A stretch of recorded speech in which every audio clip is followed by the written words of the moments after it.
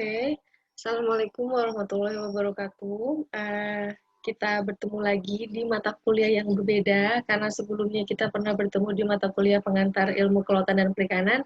Sekarang kita bertemu di mata kuliah yang lain untuk pertama kalinya di matematika, sains, teknologi, dan rekayasa, atau yang disingkat dengan MSTR. Nah, untuk MSTR ini, saya berkolaborasi dengan Ibu Della, dan untuk pertemuan ketiga ini saya yang handle. Untuk pembagian-pembagian nanti akan saya jelaskan. Dan untuk sebelum saya masuk ke materi yang ingin saya sampaikan adalah bahwa setiap dosen akan memiliki peraturan perkuliahannya masing-masing, dan peraturan perkuliahan saya dengan Bu Della atau dengan Bu Ayang, Bu Novi, Pak Ishak, Pak Wildan dengan Pak Laude mungkin akan berbeda-beda. Nah, sehingga saya akan perlu menyampaikan bagaimana peraturan perkuliahan untuk semua perkuliahan saya, mata perkuliahan yang saya ampu. Hampir semuanya seperti ini. Ya, saya akan share atau saya akan bagikan. Langsung saja, ya, kita masuk di mata kuliah yang baru, matematika, sains, teknologi, dan rekayasa. Jadi sebenarnya mata kuliah ini dia menggabungkan 4 rumpun ilmu yang berkolaborasi satu dengan yang lainnya sehingga menghasilkan suatu kebermanfaatan. Seperti itu. Dan ini adalah rumpun-rumpun ilmu yang sekarang memang sangat dibutuhkan, khususnya memang kita kan di bidangnya sains gitu ya. Oke, untuk tim dosen itu ada Ibu Della, kemudian dengan saya. Untuk Ibu Della sudah di pertemuan 1 dan 2, kemudian 3, 4, 5 itu dengan saya, kemudian 6 dan 7 kembali lagi dengan Bu Della. Nah, pertemuan ke-8 kita sudah mulai UTS ya. Oke, selanjutnya setelah UTS, rencana kita di sesi UAS adalah mengadakan project, karena memang selalunya seperti itu. Untuk matematika, sains, teknologi, dan rekayasa ini, hasil akhirnya dia berupa project. Jadi memang kita harus terbiasa dengan project ya, karena sekarang sudah mahasiswa dengan mahasiswi, jadi lebih ke arah project, seperti itu. Project, tulisan, karya, dan lain-lain itu memang arahannya ke sana gitu untuk mahasiswa. Untuk bentuk perkuliahannya ada sinkronus dengan asinkronus. Untuk yang sinkronus itu berarti langsung, saya langsung bertatap muka. Ada komunikasi langsung 2 arah antara dosen dengan mahasiswa. Kalau sekarang kan saya menggunakan YouTube, kan itu masuknya berarti dia asinkronus atau tidak langsung kontak. Nah, tapi kalau kita sudah chatting atau berkomunikasi di room chat, itu sudah masuk ke dalam sinkronus gitu ya. Jadi untuk pembelajaran yang sinkronus ini kita biasanya nanti akan menggunakan Google Meet, kemudian juga WhatsApp untuk bisa langsung berkomunikasi, ada timbal balik, tanya jawab, diskusi, itu menggunakan 2 platform ini biasanya. Kemudian, tapi nanti ke depannya kita tidak tahu, mungkin saya akan menggunakan media yang lain, tergantung perkembangan teknologi ke depan. Kemudian yang berikutnya adalah yang asinkronus, dia ini lebih fleksibel. Jadi kadang kalau misalnya saya siapkan video seperti sekarang, kalian bisa aksesnya nanti sorenya misalnya, atau nanti malam, atau bisa diulang-ulang lagi pembelajarannya, seperti itu. Kelebihan dari asinkronus ini. Kemudian untuk selain di YouTube juga digunakan spot kayak gitu ya. Pokoknya semua akan kita usahakan supaya tetap pembelajaran ini berjalan dengan baik walaupun di masa-masa pandemi atau di masa-masa sulit seperti ini. Saya harap tidak menyurutkan semangat teman-teman semua untuk belajar, dan saya juga akan semangat untuk belajar mengajar kepada teman-teman semua, membagikan ilmu yang saya miliki seperti itu. Jangan sampai menjadi penghalang lah, gitu ya. Oke, nah untuk peraturan perkuliahannya, kehadiran 5 menit sebelum waktu yang ditentukan itu kalau misalnya via Google Meet, keterlambatan itu 10 menit setelah saya hadir, maka tidak akan saya accept lagi di room Google Meet tersebut, maka yang hadir ketika itu cukup sampai di situ saja. Itu yang akan saya absensi sebagai mahasiswa-mahasiswa yang hadir pada hari itu. Kemudian absensinya masa berlakunya 30 menit. Itu kalau misalnya seperti sekarang saya menggunakan YouTube. Saya akan memberikan Google Form nanti kepada kalian. Nah, di Google Form itu diisi, nah masa berlaku Google Form-nya hanya berlaku selama 30 menit. Setelah itu tidak bisa lagi diisi. Oke, untuk pakaiannya itu kemeja. Jadi walaupun kita sedang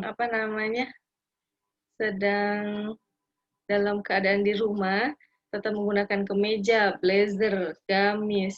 Kemudian yang sopan dilarang kaos, ya, dalam menggunakan kaos. Sendal itu kalau misalnya perkuliahan tatap muka langsung kan kelihatan lah sendalnya. Kalau sekarang kan nggak kelihatan. Cuman kalau kaos kan dia kelihatan. Jadi jangan pakai kaos, pakai kemeja gitu ya untuk perkuliahan sekalipun di rumah.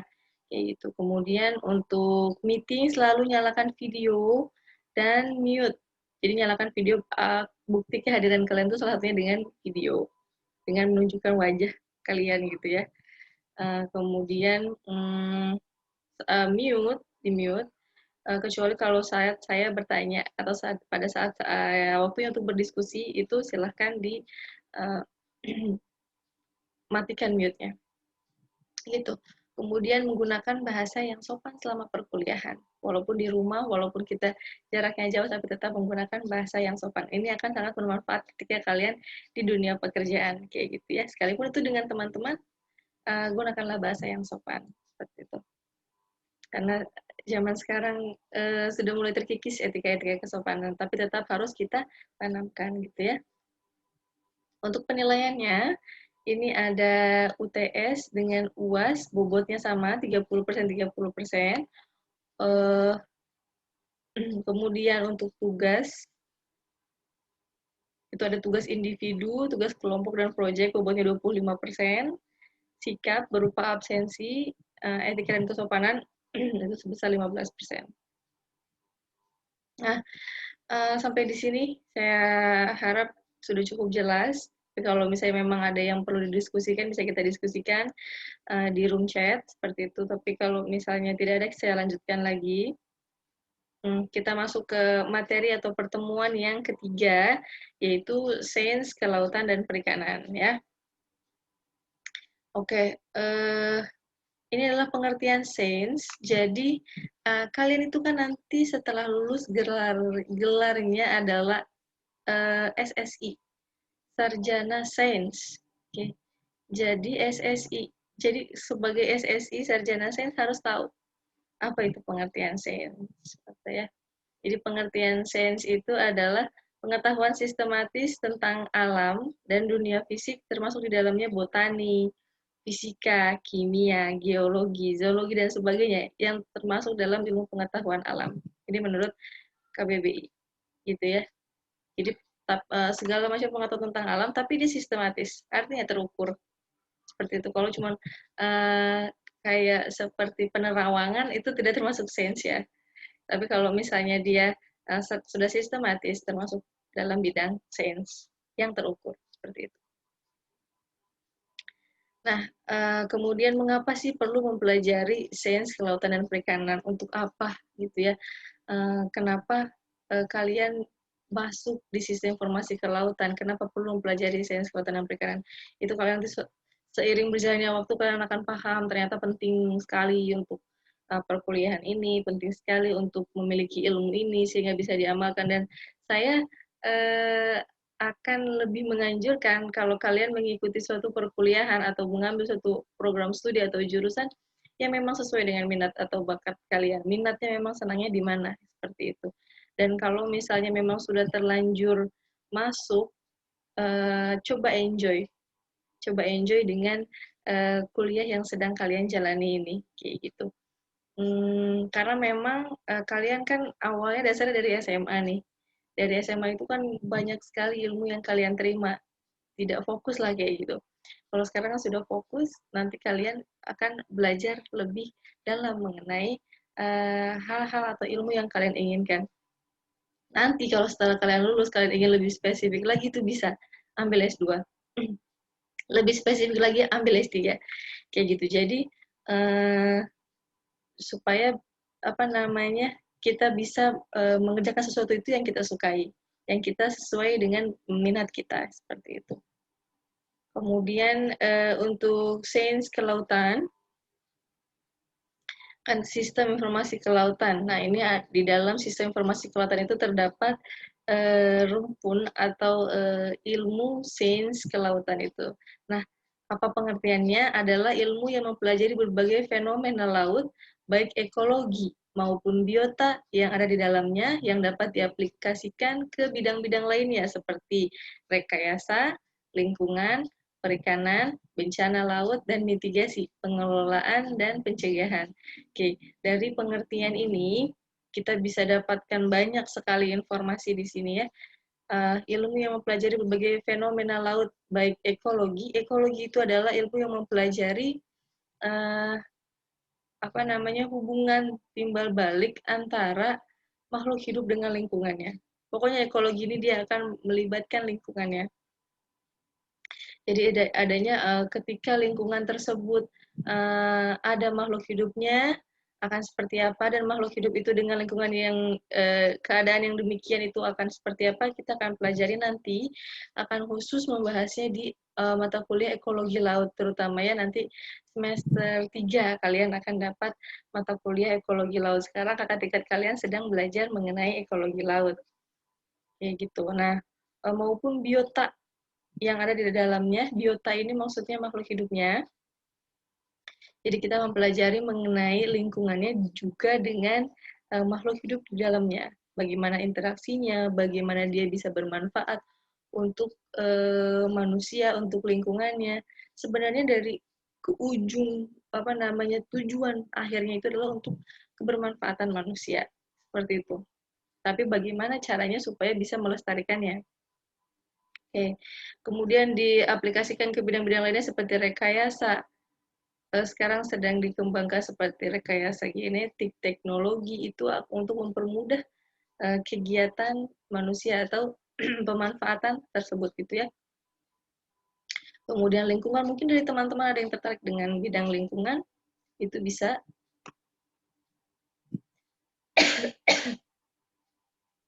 Kemudian di bagian perikanannya, bencana laut dan mitigasi untuk pengelolaan dan pencegahan. Ada yang ilmu kelautan itu masuk ke di dalam bidangnya tersebut ada perikanan, bencana laut, dan mitigasi. Bagaimana untuk mengelola suatu lingkungan dan bagaimana mencegah dari pengrusakan supaya lingkungan tersebut tetap lestari. Bisa kita manfaatkan keberlangsungannya terus-menerus. Tidak cuma untuk dalam jangka waktu 10 tahun, tapi misalnya kita bisa manfaatkan sampai berpuluh-puluh tahun, bahkan sampai seterusnya. Bisa kita gunakan atau kita manfaatkan lokasi tersebut atau sumber daya tersebut, sehingga bisa tetap lestari dan bisa kita gunakan. Itu sih tujuannya sebenarnya, untuk bisa kita gunakan, tapi bisa untuk continue terus-menerus seperti itu. Ya. Kemudian sains kelautan ini dia garis besarnya ada 3 rumpun ilmu, yaitu oceanografi, biologi laut yang dipelajarinya, kemudian untuk manusia dan marine environmental issues, isu-isu lingkungan laut. Nah, untuk yang oceanografi ini ada 3 yang dipelajarinya. Mungkin dari teman-teman ada yang tertarik di geologi oceanografi, fisika, dan kimia. Apa saja yang dibahasnya? Kita akan bahas yang pertama kita bahas biologi laut dulu. Oke, jadi di sini dia mempelajari mengenai lingkungan laut, lingkungannya, wadahnya, kemudian bagaimana keanekaragaman hayati laut, bagaimana beragamnya hayati atau makhluk hidup di lingkungan laut. Mungkin ada yang tertarik dari teman-teman. Semua di sini bisa nanti dipelajari gitu ya. Nah, untuk yang biologi laut ini, dia mempelajari keanekaragaman hayati di laut serta peranan laut sebagai habitatnya.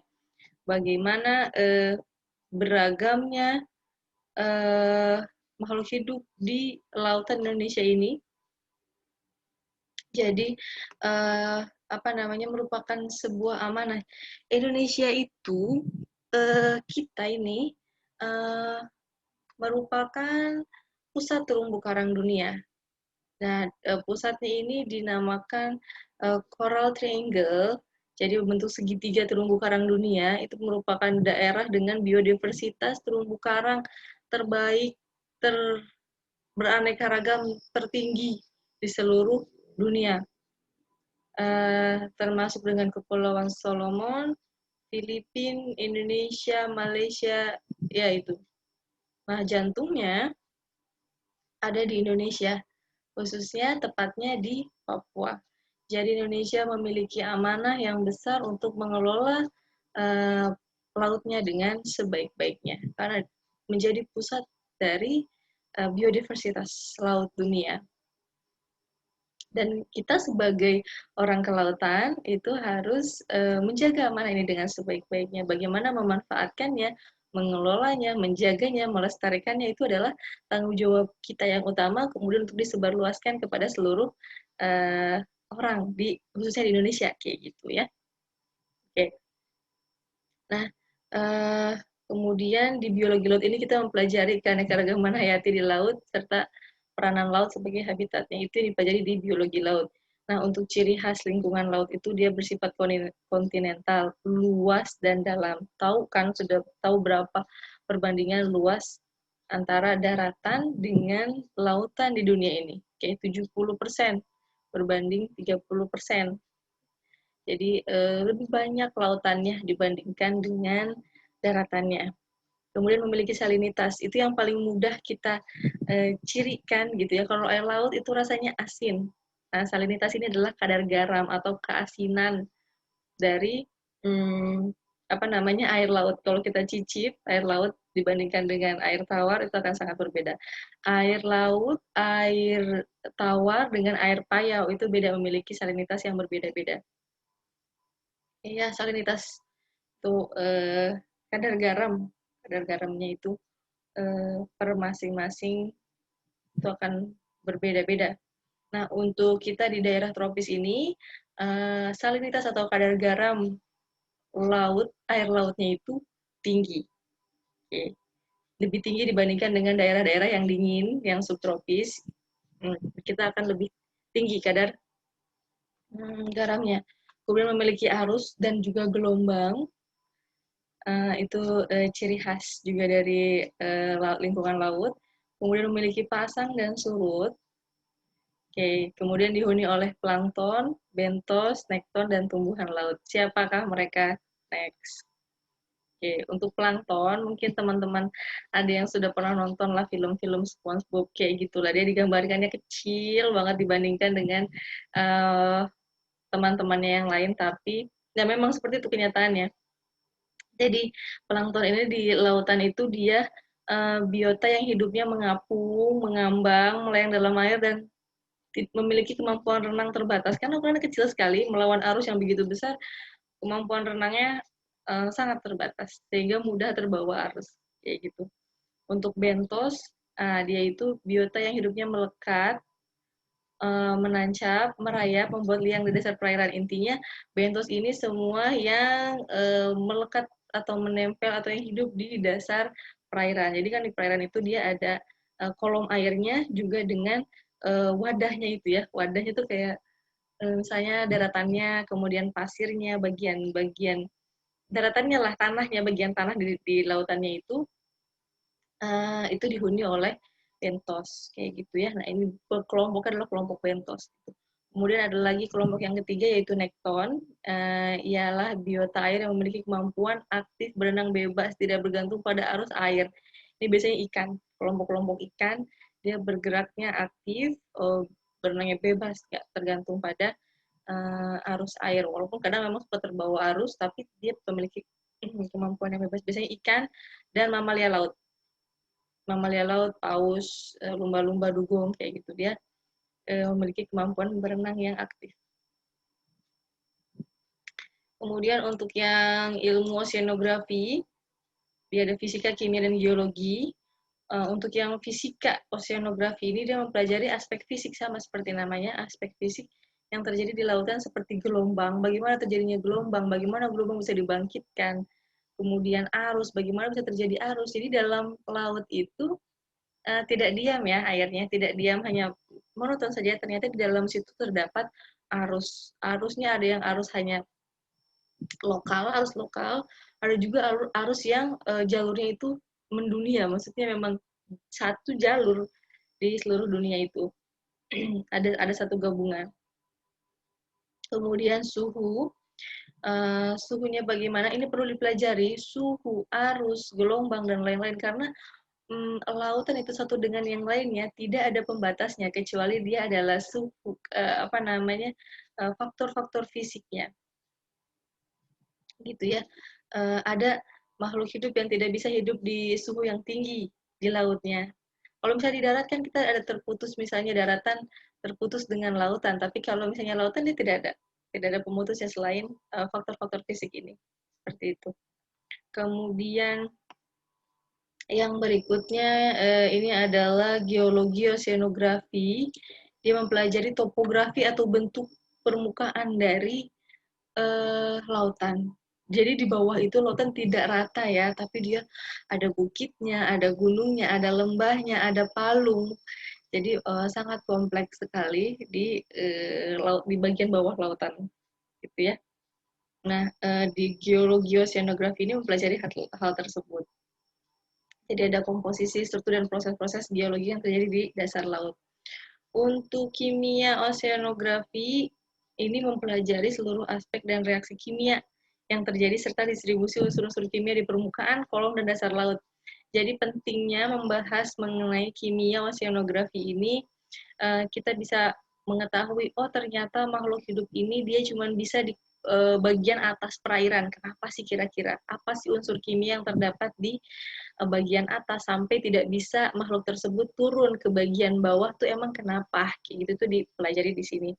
Kemudian kenapa makhluk ini cuma bisa di dasar laut? Kenapa nggak bisa naik ke atas? Kayak gitu. Itu juga akan saling berkaitan satu-satu dengan yang lainnya, dengan biologinya, dengan oceanografinya, itu akan saling berkaitan satu dengan yang lainnya.